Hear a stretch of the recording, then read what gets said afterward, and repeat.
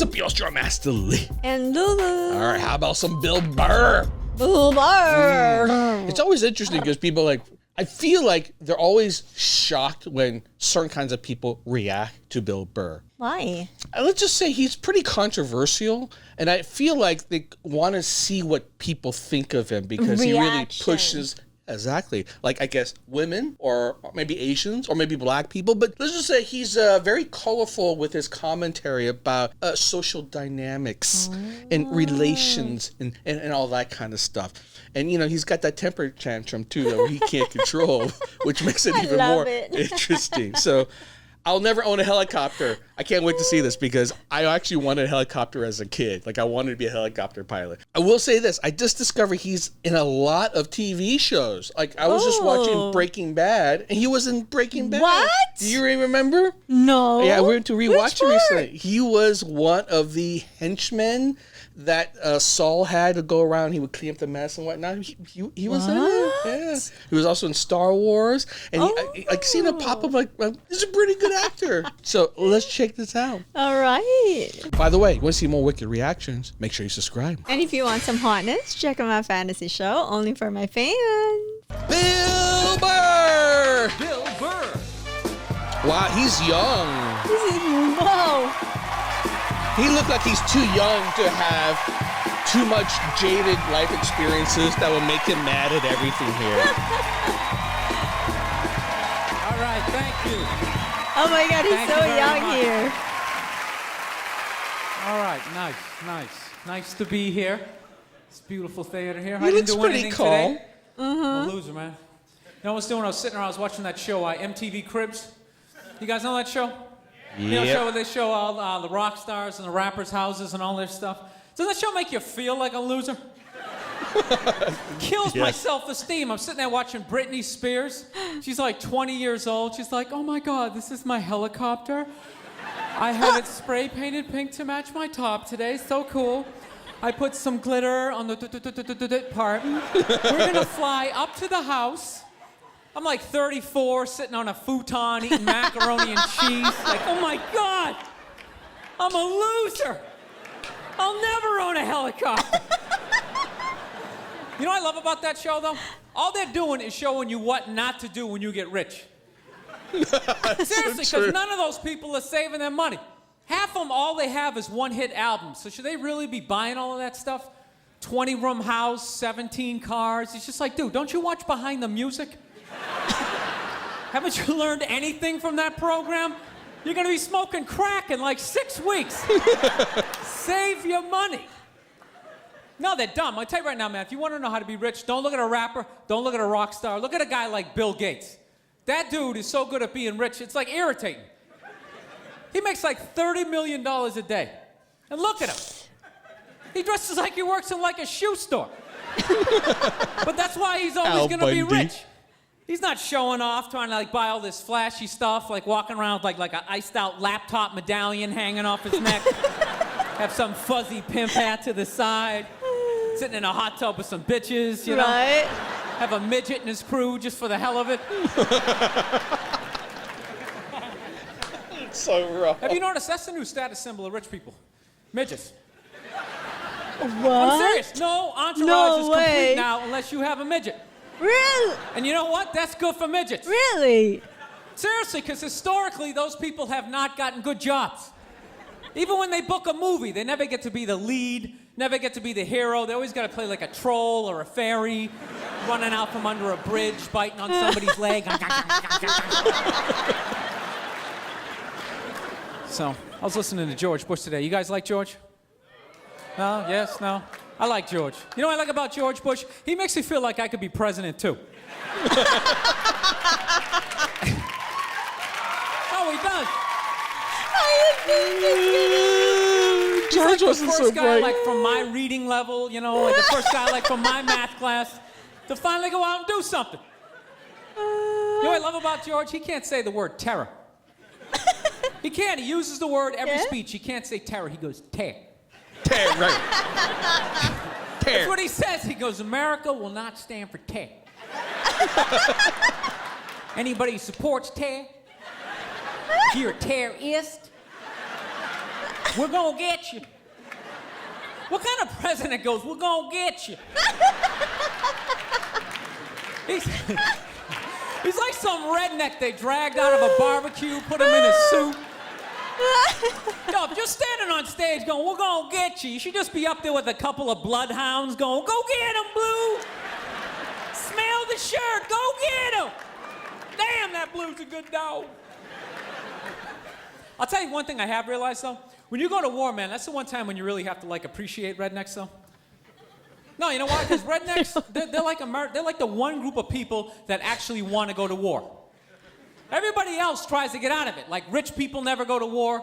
You ask a college kid if he wants to go to war, he's just like, I'm taking this sociology class, and I think war is, like, really stupid.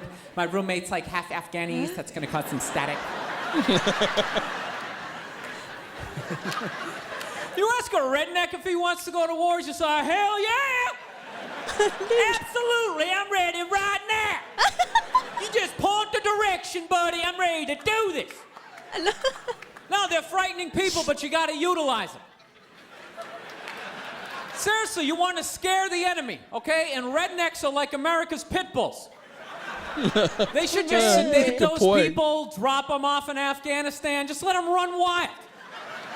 Just be like, dude, just go do everything you ever dreamed of doing. Just go crazy. Have one of your friends play the banjo, it'll scare the hell out of them.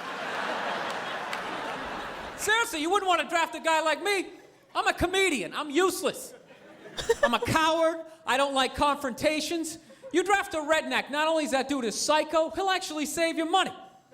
Those guys show up to the army, like, here's your M16. They're like, I already got one. I got some stuff in the trunk you ain't ever seen before, buddy. I went on the internet, got me some of that surface to air stuff, took it out hunting, got me a moose and a duck at the same time. I didn't even see the duck. Duck was over her. I'm aiming at the moose. Duck's over her. That's my peripheral over her. And the shot went up the moose's ass, and the shrapnel from his antler hit the duck. Duck came down. It was the best damn duck I ever ate. So specific. So, anywho, I took the subway here this evening. I hate taking the subway because I have a very, like, howdy-doody, kind of mug me kind of face. No, people tend to mess with me when I'm on the train, you know? So I don't look at anybody when I'm on the train. I just, like, stare at the floor, you know? This is a true story. One night, I'm sitting there. I'm staring at the floor. There's, like, 20 other people in the middle of the train. All of a sudden, I hear this lady's voice at the back of the train. I swear to God, she's sitting there. She's going, ow!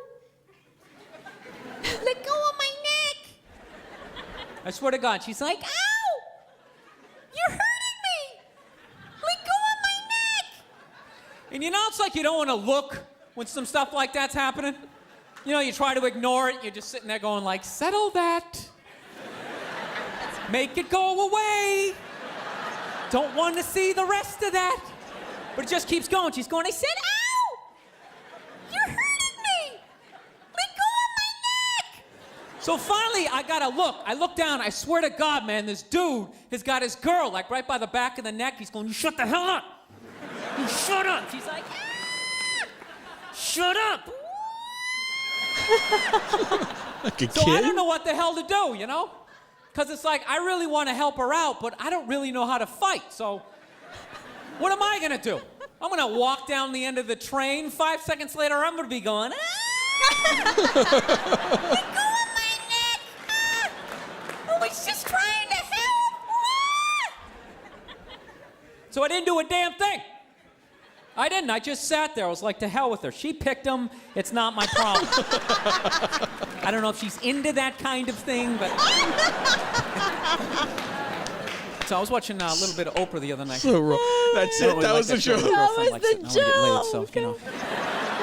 No, you pick your battles. You know what I like about that show? They always examine relationships on that show. You know what I realized? Whenever they do it on those talk shows, 90% of the time, the dude is always wrong. It's unbelievable. Two people, 90% of the time, guy's always wrong. He's always like, this woman is always like totally innocent, like, I was just trying to make him some chocolate chip cookies, and he didn't think there was enough chocolate chips in the cookies, so he started beating me with the cookie pan. It was horrible. Then the guy's like always the biggest moron ever, like, well, what? I wanted some cookies. Now, I'm not saying guys aren't jerks. I'm a good example of one. You know what I'm saying? But women can be jerks, too. They should balance it out. Like, you know what group of women I'd love them to do a show on? Are those 24, 25-year-old gorgeous women who will go out and, like, hook up and marry, like, a 80-year-old rich guy? You ever seen them hanging out with, like, Hugh Hefner? Some 70-year-old guy in his pajamas? Now, if they were just honest about it and were like, look, this guy's going to die in, like, 7 or 8 minutes. We can get a bag of cash and a Lexus. I wouldn't have a problem with it. But they always try and lie and be like, no, I love him for who he is. It has nothing to do with the big yacht. There's just something about the way he drools in his bathrobe as he pushes the checkers along. It's really enjoyable. You just want to be like, lady, you're humping him for his money. See, that's something I could never do, man. If some 80-year-old billionaire, rich old lady came walking down the street, started, like, hitting on me, sitting like, hey there, sonny. You know, started grabbing my ass. Ooh, you're pretty firm. What, are you in the Navy or something? This big lady, get the hell away from me. Right, you're old, you're gross. You know, I'm sorry. I'm sure you were unbelievable back in the 20s when you were doing the Charleston, making beer in your bathtub, but you were at least 4 decades beyond humpable. I'm sorry. He'd still do it. I don't understand. How do you have sex with somebody 40, 50 years He'd old? still do it for the money. I'll tell you the only way you can do it. You know what you got to do? You got to put the will on the headboard. No, so at any point, if you lose your nerve, you just can read some of the stuff that you're getting. You're just sitting there like, oh my God, this is disgusting. What is becoming me? Ooh, a house in Miami. Okay, I can stick this out a little bit longer. I guess this isn't as bad as I was thinking a second ago. Sweet Jesus. It's not a bad idea. It's a pretty good idea. That's all I'm saying. Maybe I'm gross, really, but I would admit that if a woman was 90, maybe not 90, maybe 75, maybe 70, maybe if she was 70 and I could stand in her at $1 billion, I would do it without the will on the board. I can still see beauty in that. You just might have to use a lot of lube because every crevice might be a little dry because nothing's gone into the cave in a while. Oh my God, I can't even talk.